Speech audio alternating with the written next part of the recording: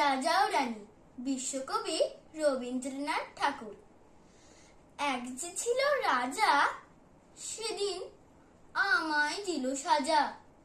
ভোরের রাতে উঠে আমি গিয়েছিলুম ছুটে, দেখতে ডালিম গাছে বনের পিরভু কেমন নাচে।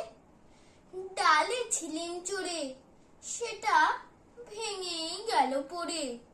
সেদিন হলো মানা, আমার পেয়ারা পেরে আনা।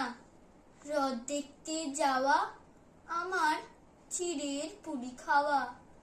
কে দিল সেই সাজা? জানো কে ছিল সেই রাজা? এক যে ছিল রানী, আমি তার কথা সব মানি। সাজার খবর পেয়ে আমায় দেখলো কেবল চেয়ে, বললে না তো কিছু, কেবল